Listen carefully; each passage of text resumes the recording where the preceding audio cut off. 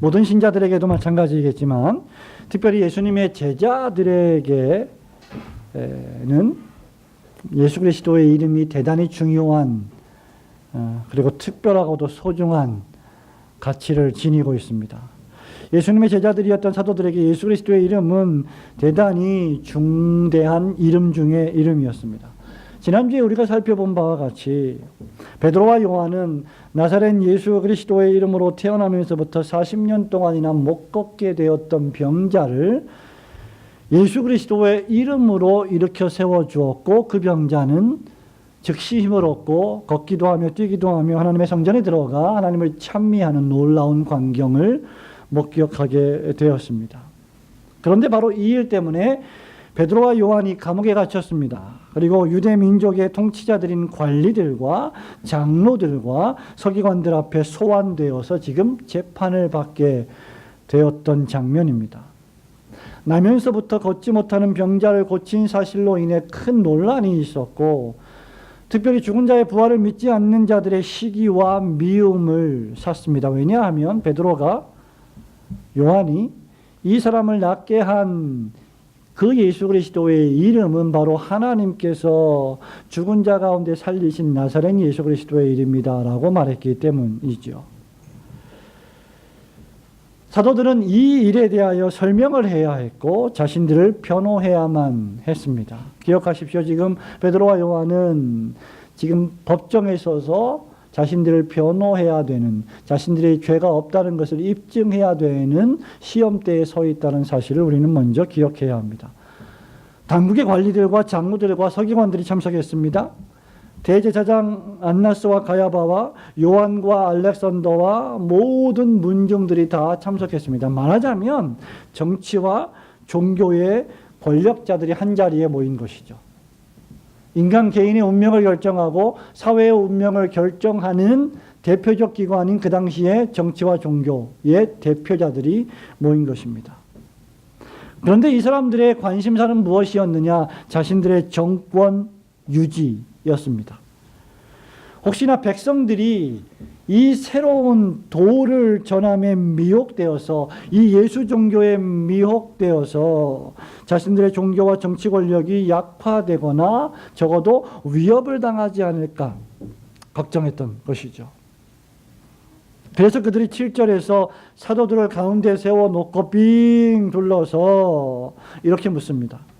너희가 무슨 권세와 누구의 이름으로 이 일을 행했느냐? 다시 말하면 감히 누구의 허락을 받고 어떤 자격으로 너희들이 이 병자를 고친 것이냐, 이 말입니다. 말하자면 정치, 종교의 권력의 허락 없이는 너희들이 이 죽은 자와 방불한 40년 동안 걷지 못하는 병자를 결코 고칠 수는 없는 노릇이다, 이 말을 하고 있는 것이죠. 이에 대해 대답하는 답변 가운데 결론이 여러분이 너무나 잘 알고 계시는 사도행전 4장 12절 말씀입니다. 우리 4장 12절 말씀만 같이 읽어볼까요? 시작. 다른 이로서는 구원을 받을 수 없나니 천하 사람 중에 구원을 받을 만한 다른 이름을 우리에게 주신 일이 없음이라 하였더라. 아멘. 오늘 이 12절 말씀은 구원에 대해 부정적이며 긍정적인 진리를 우리에게 교훈해 줍니다. 그런데 이 질문, 지금 누구의 권세로 누구의 허락을 받아서 이 병자를 고쳤느냐라고 할 때 이 베드로와 요한의 대답은 좀 지나쳐 보입니다. 예를 들면 그냥 예수님의 이름으로 그렇게 했습니다. 우리가 한 것이 아닙니다. 나사렛 예수의 이름으로 그렇게 했는데 이 사람이 걸었습니다 라고 해도 될 텐데 굳이 그 앞에 뭘 붙여요? 다른 이로서는 구원을 받을 수 없나니 라고 시작을 하는 것입니다. 다른 이로서는 구원을 받을 수 없다라고 하는 부정적 진리로 시작을 하는 것이죠. 여러분, 이 말씀은 예수 그리스도 외에는 그 어떤 사람이든지 그 어떤 물질이든지 그 어떤 대상이든지 간에 예수 그리스도의 이름 외에는 다른 것으로는, 다른 이름으로는 구원을 얻을 수 없다는 사실을 우리에게 선언해 주고 있습니다. 오늘 오후에 전례 없이 많은 성도들이 고향을 방문해서 우리 교회는 오전 예배와 오후 예배 숫자가 크게 변동이 없습니다만 오늘만큼은 많은 변동이 있습니다. 그럼에도 불구하고 우리가 오후 예배 하나님의 말씀을 충분히 상고해 보아야 합니다. 오늘 저는 이 부정적인 진리, 즉 다른 이로서는 구원을 받을 수 없나니라고 하는 이 한 가지 말씀에 여러분의 주의를 집중시키기를 원합니다. 지금 사도 베드로와 요한은 제사장들의 질문에 대답하면서 태어나서 40년 동안 병자였던 사람의 육체적 질병을 고쳐주는 일에서부터 이제는 사람의 영혼을 고쳐주는, 다시 말하면 사람의 전인격을 구원하여 주는 진리의 말씀으로 전환시키고 있습니다. 이 말이 무슨 말입니까? 여러분 9절 말씀을 보세요. 자, 9절 같이 읽겠습니다. 시작. 만일 병자에게 행한 착한 일에 대하여 이 사람이 어떻게 구원을 받았느냐고 오늘 우리에게 질문한다면, 말하자면 육체의 질병에서의 치유는 결국 더 큰 구원으로 귀결된다는 말씀입니다. 더 노골적으로 말하면 이 병자를, 육체적 질병을 고쳐주신 분도 예수 그리스도의 이름이며, 또 노골적으로 말하면 이 병자를 구원하신 분도 예수 그리스도, 그리고 그분의 이름이시라는 것입니다. 사람들은 육체적 질병을 고쳐주는 사건에 놀라지요.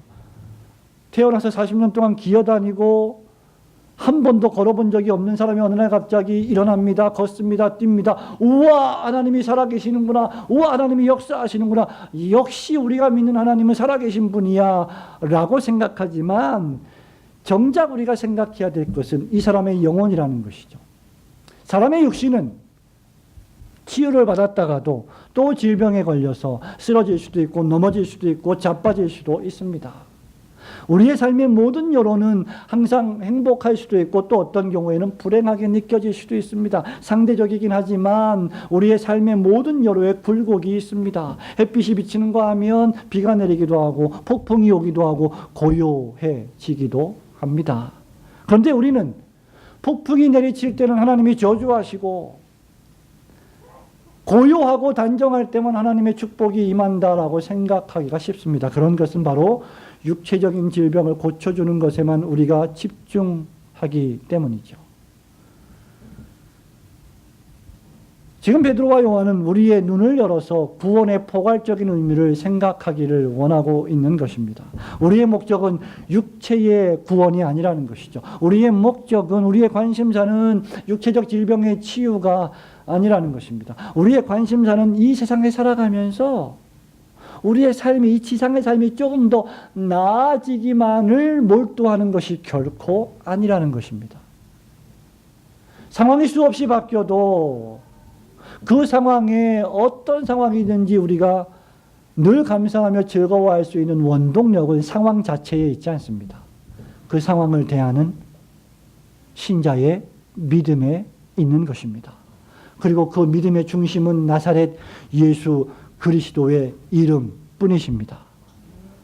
우리는 따라서 구원을 폭넓게 생각할 줄 알아야 합니다. 어떤 사람들은 이렇게 생각하지요. 구원을 예수님 믿고, 나는 예수님 믿습니다. 나는 죄인입니다. 예수님은 나의 구세주입니다. 나 예수님 믿기 때문에 내가 나중에 지옥 가지 않고 천국에 가는 것 정도로 구원을 생각합니다. 그래서 지금 이 삶에서 나를 시시때때로 보호해 주시고 구원해 주시는 하나님을 새까맣게 잊어버립니다. 아니, 지금도 나의 호흡을 지켜주시고 하루를 살게 해주신 그 놀라운 하나님의 구원을 우리는 망각하는 것입니다.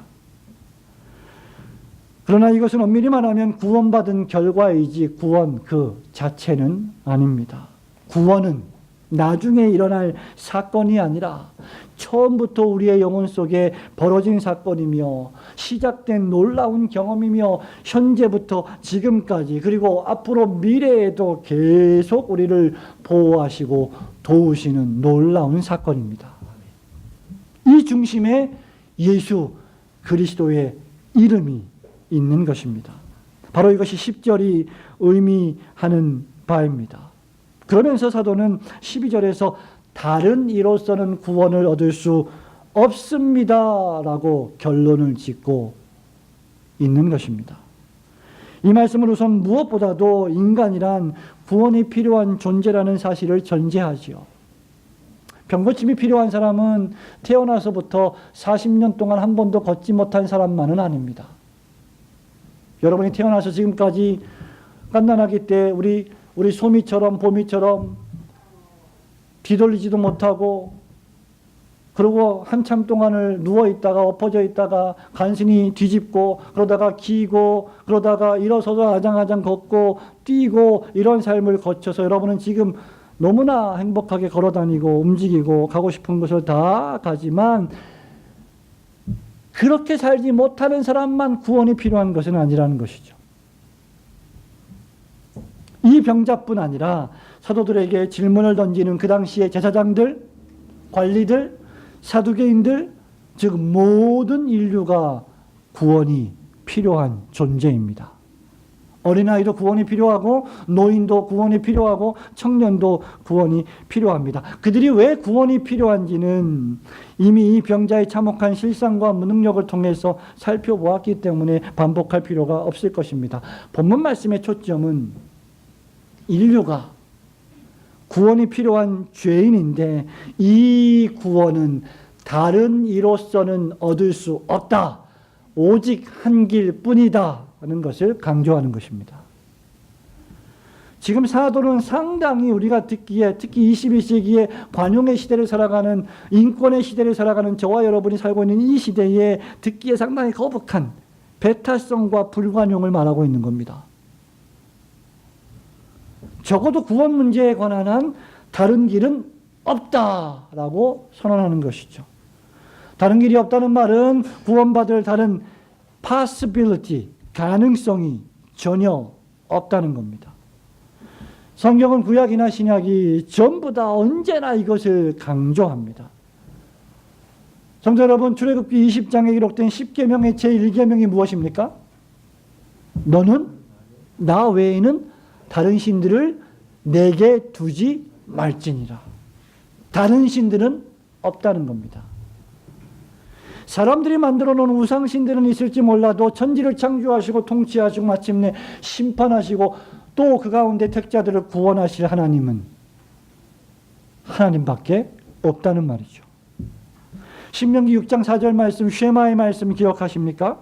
선지자 모세가 이렇게 말합니다. 이스라엘아 들으라. 오직 하나님 여호와는 유일한 여호와이시니.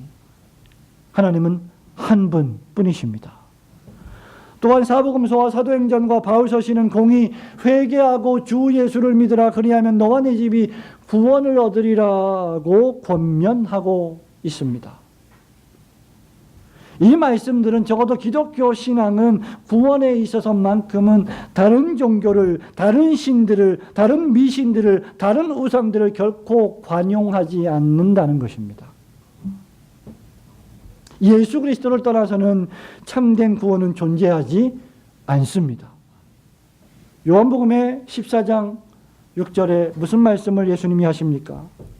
당신이 이렇게 말씀하십니다. 나는 곧 길이요 진리요 생명이니 나로 말미암지 않고는 아무도 아버지께로 올 자가 없느니라. 거기에 헬라어 단어에 보면 정관사가 붙어있는 거 기억하시죠? 나는 곧 유일한 그 길이요 그 진리요 그 생명, 하나밖에 없다는 것입니다.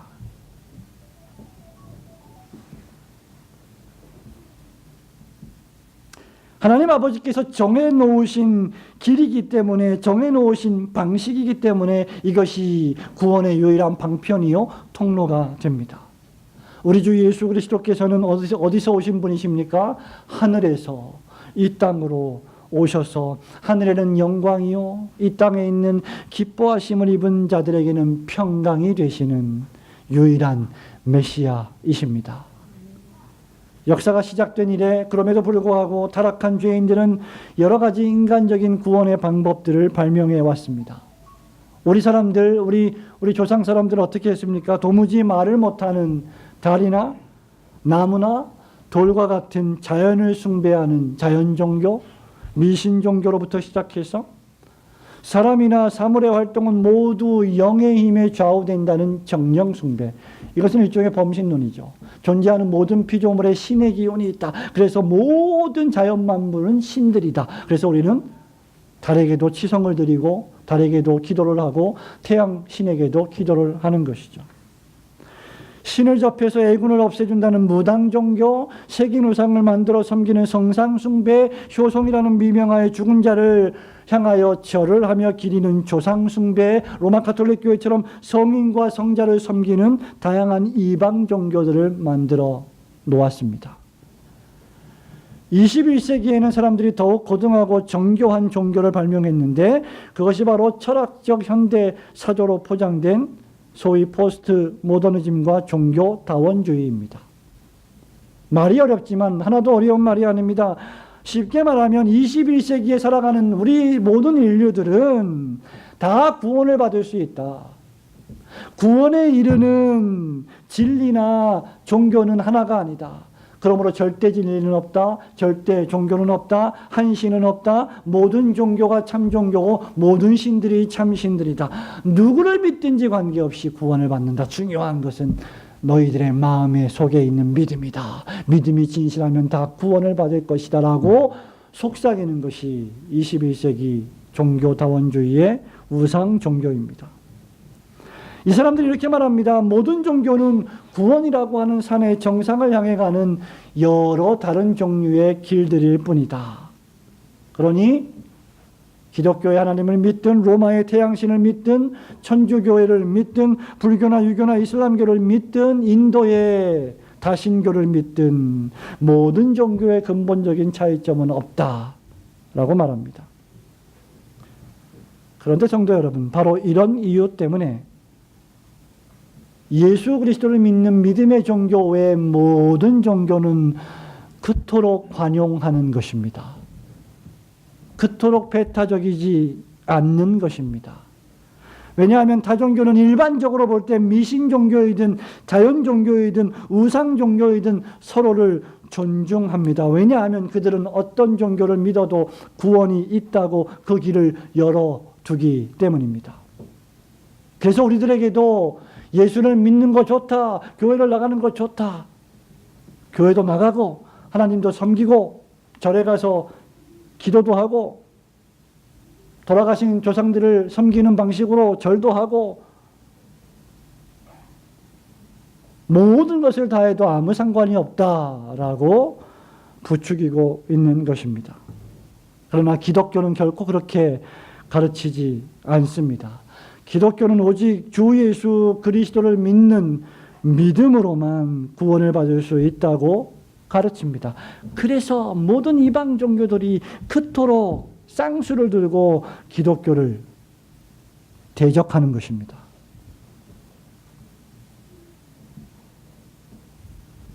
적어도 대적하지 않는다면 기독교를, 예수 종교를, 예수 믿는 신자들을, 교회를 미워하는 것입니다. 물론 교회가 미움을 받는 이유는 교회의 타락이나 교회의 실패나 교회의 불완전이 그 원인이기도 하지만 대부분 일반적으로 볼 때 세상은 교회를 싫어합니다. 영국의 설교의 황태자라고 불리는 찰스 스펄전 목사님은 이 부분에 대해서 이렇게 말한 바가 있습니다. 이교도의 모든 신들과 다른 모든 종교들은 지옥에서 태어났습니다. 그러므로 같은 아버지의 자식들이므로 이 신들과 종교들이 서로 불화하고 비난하며 싸우는 것은 맞지 않는 일일 것입니다. 그러나 그리스도의 종교는 하나님에게 속하고 그 계통은 위로부터 난 것입니다. 여러분, 이런 말을 들으면 오늘날 어떻게 될까요? 고소를 당하고 고발을 당하지 않겠습니까? 모든 이교도의 모든 신들과 종교들은 지옥에서 태어났다니요.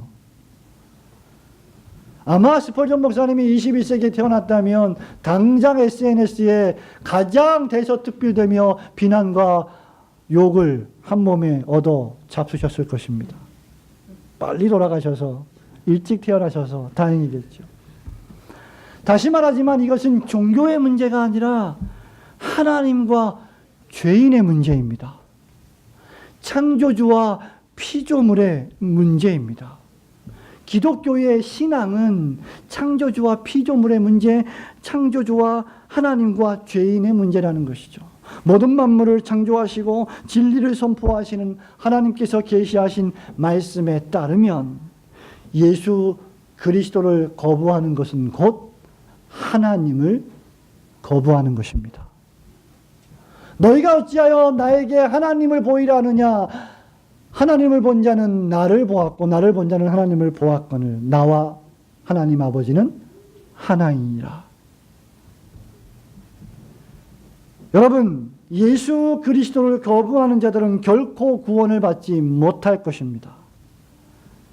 사람은 그렇게 말할 수 없어도 하나님은 그렇게 말씀하실 수 있으십니다. 왜? 하나님이 천지를 창조하셨고 죄인들의 타락에도 불구하고 하나님이 사랑에 풍성하셔서 예수 그리스도를 보내어 주셨기 때문입니다. 구원받을 자격이 전혀 없는, 도무지 없는 여러분들을 위하여 그리스도가 사람의 몸을 입고 이 땅에 오셨고 고난당하셨고 십자가에 죽으셨기 때문이죠.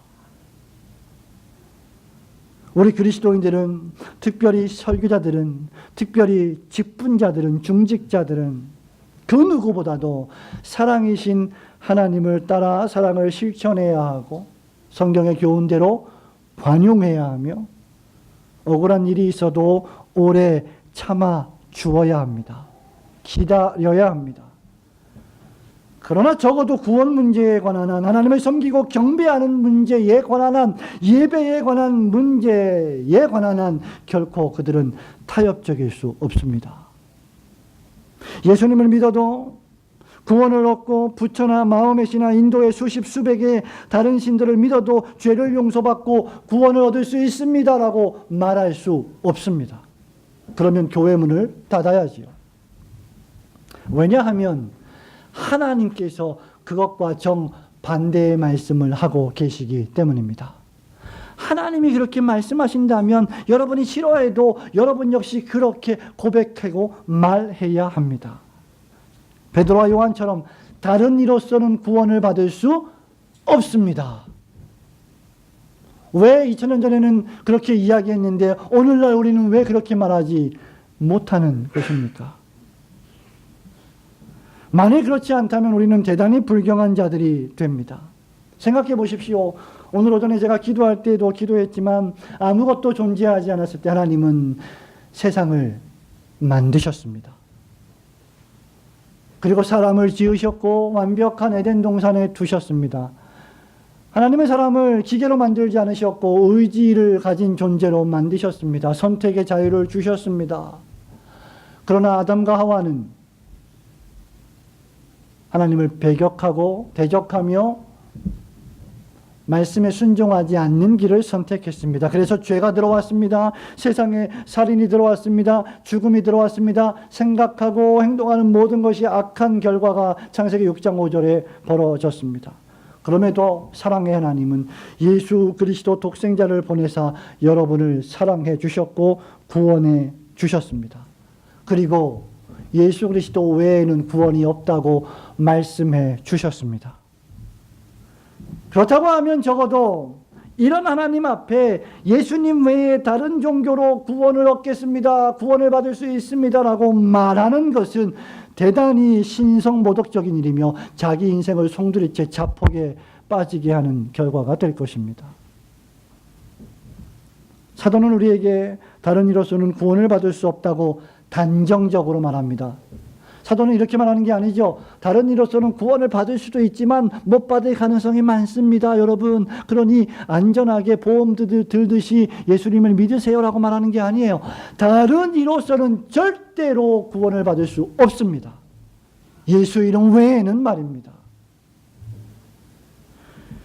우리는 지금 부정적인 또는 소극적인 의미에서 다른 이로서는 구원을 얻을 수 없다는 말씀을 살펴보고 있는데, 대표적으로 예수 그리스도를 믿는 믿음의 종교 외에는 다른 이방 종교로는 구원을 받을 수 없다는 말씀을 드렸습니다. 그러면 여기서 목사님, 그거는 안 믿는 사람들 얘기고 불신자들 이야기고 이방 종교를, 우상 종교를 숭배하는 사람들 이야기고 예수님을 믿는 우리들은 어떻습니까? 라고 물으실 수가 있을 것입니다. 여기서 예수 그리스도를 믿는다고 말하는 여러분들을 생각해 보시기 바랍니다. 그리고 주일날 항상 예배에 나오는 여러분들을 한번 점검해 보시기 바랍니다. 다른 이로서는 구원을 얻을 수 없다고 말할 때 이 말은 예수 그리스도 이외에 그 어떤 다른 존재들 또는 다른 것들, 그것이 종교이든지 인물이든지 행위이든지 물질이든지 간에 다른 그 무엇으로도 구원 얻을 원인을 제공하지 못한다는 말입니다. 여기서 우리는 예수님을 믿는다고 말하는 신자로서 한 가지 더 생각해 볼 필요가 있습니다. 그것은 바로 우리의 신앙적인 행위, 즉 종교의 행위로는 구원을 받지 못한다는 것입니다. 바울은 이것을 율법의 행위라고 말했습니다. 로마서 3장 20절에서 바울이 이렇게 말합니다. 율법의 행위로는 의롭다함을 얻을 육체가 없으며 율법으로는 죄를 깨닫게 됩니다. 바울은 또한 갈라디아서 2장 16절에서도 사람이 의롭게 되는 것은 율법의 행위로 말미암음이 아니요 오직 예수 그리스도를 믿음으로 말미암는 줄 알므로 우리도 그리스도 예수를 믿습니다 라고 말하고 있습니다. 어떤 사람들은 예수님을 믿는다고 진실한 마음으로가 아니라 입술로만 고백하면서 종교의식에 꼬박꼬박 참석하며 되도록이면 주의를 안 빠지려고 하고 기도에도 참석하고 바자에도 참석하고 구역 모임에도 참석하고 친교에도 참석하면 나의 영혼은 안전할 것이라고 생각하는 경향이 있습니다. 여러분들도 예배에 잘 참석합니다. 정기적으로 성찬의 식탁에 나옵니다. 성경도 공부합니다. 피곤하지만 오늘 오후에도 우리는 예배를 드리고 있습니다. 그러나 이런 것들이 우리의 구원을 보장하지는 못합니다. 이런 종교적 의식과 예식들은 그것이 진심으로 수행된다면 구원받은 자의 마땅한 열매이자 결과이지 구원의 원인이나 조건은 될 수 없습니다.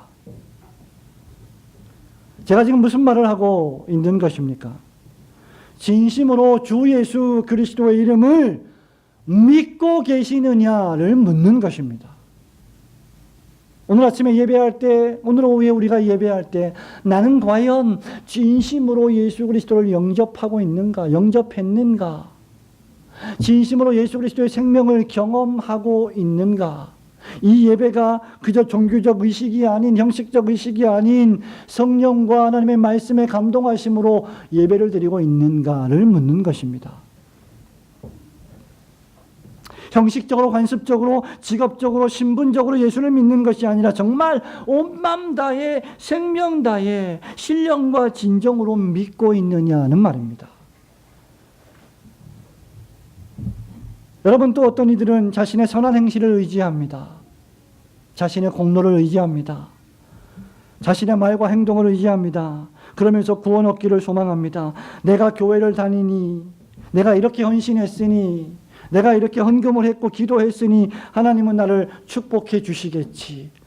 마지막에 하나님은 나를 버리시지 않으시겠지. 하나님이 나를 구원하실 것이라는 생각을 합니다. 성도 여러분, 열심히 주의 사업에 힘쓰며 주의를 성수하며 애쓰고 많은 사람을 돕고 섬기고 있으니 여러분은 안전할 것이라고 생각합니까? 내가 이런저런 봉사를 하고 나의 직분이 목사고 장로고 권사고 집사이니 나는 직분자이니 나는 안전할 것이라고 혹시 생각을 하십니까?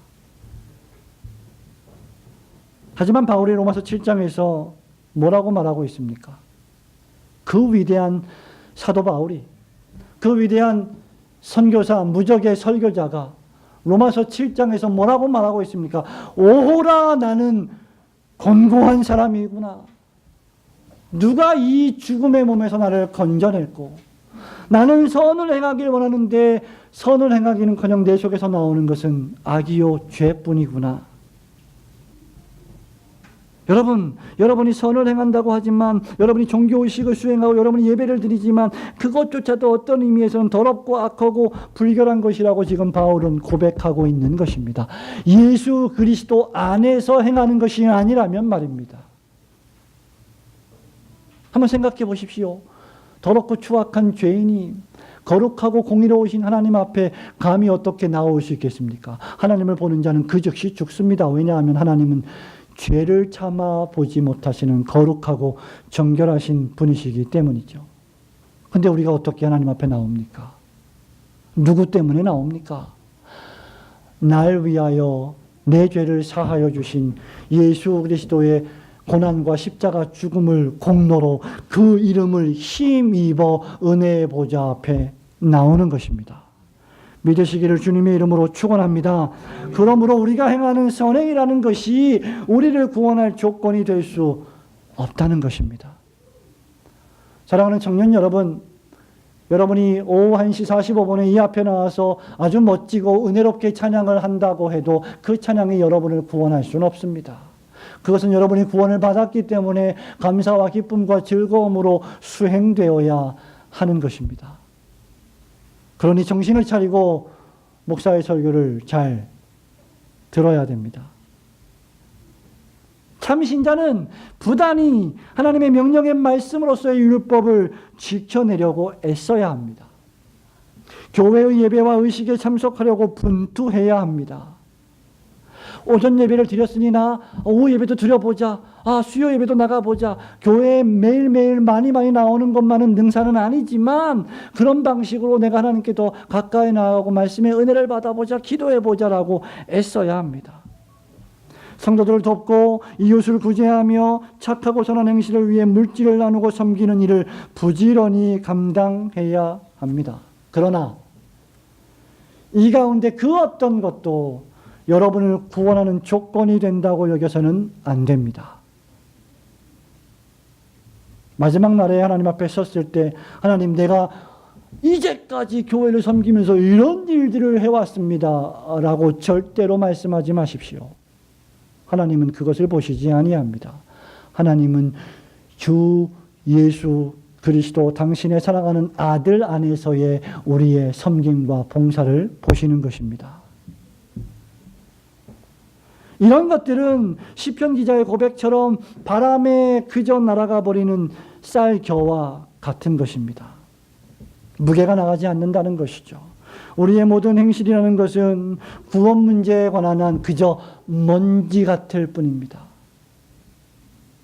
여러분이 평생 하나님을 위하여 교회를 위하여 헌신하고 봉사한 것들은 하나님 앞에서 엄밀히 말하면 오염에 가득 찬 이기적인 행위일 수도 있다는 것입니다.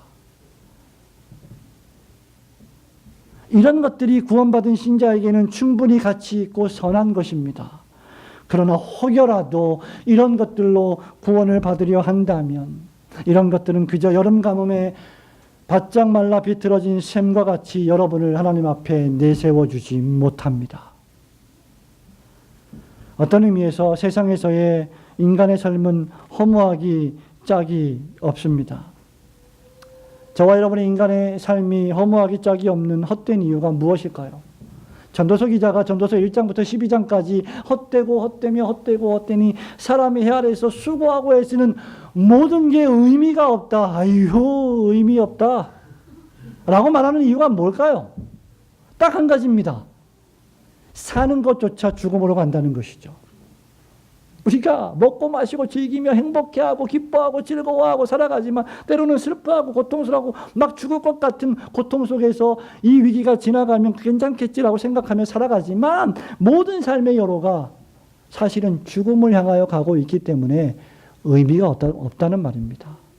진정으로 삶이 의미가 있으려면 죽음을 준비하는 삶을 살라는 것이죠. 그것이 무엇입니까? 창조자를 기억하는 삶입니다.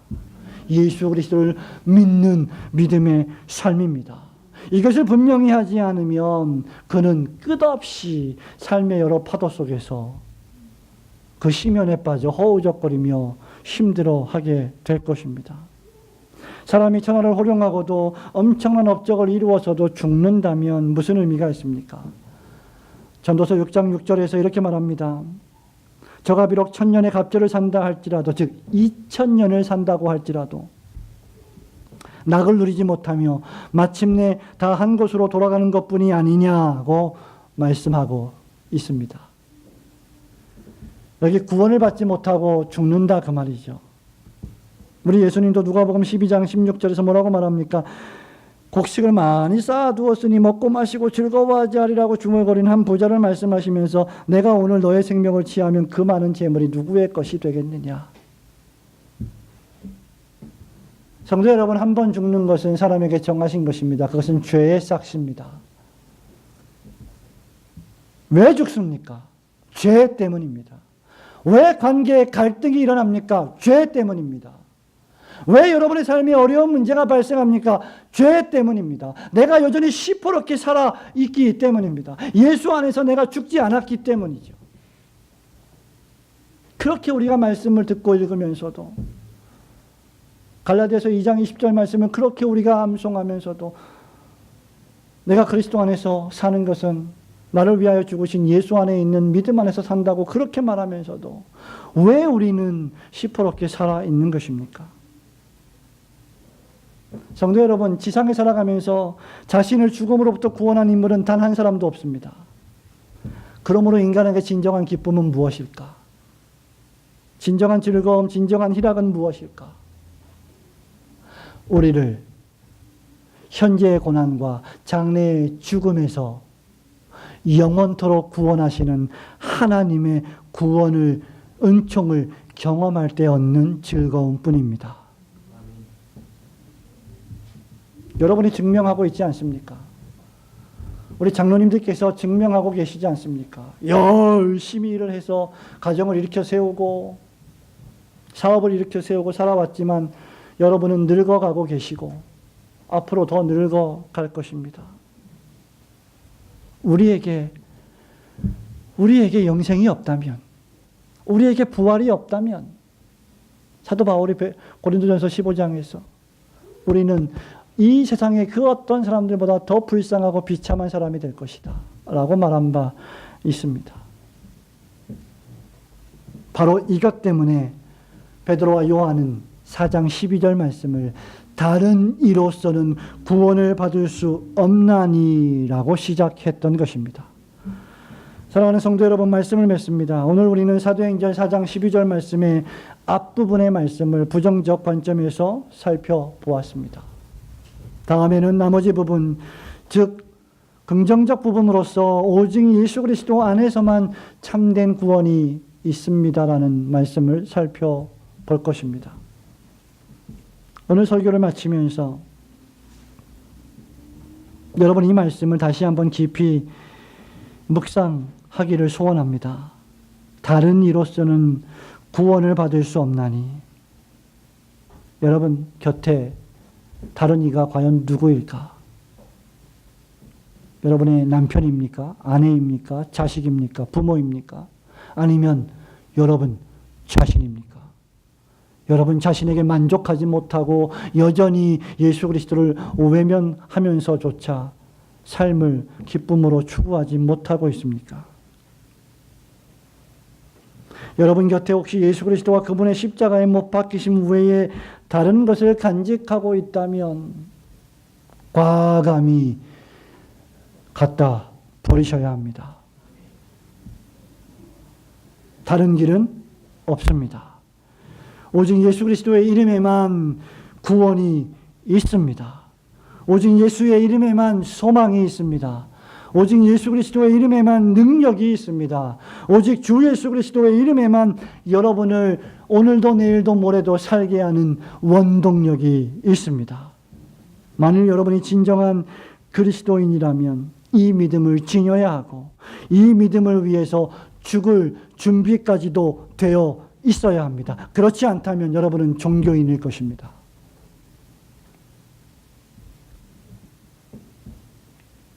그러므로 오직 예수 그리스도만을 참되게 믿으시고 그분을 오늘도 경험하시고 내일도 경험하시며 사나 죽으나 우리의 삶에 어떠한 어려움이 온다 할지라도 우리를 구원하셨던, 그리고 우리를 구원하시는, 또 앞으로 마침내 구원하실 주 예수 그리스도 안에서 용기를 얻으시고 승리하시는 성도들 되시기를 주님의 이름으로 축원합니다. 아멘.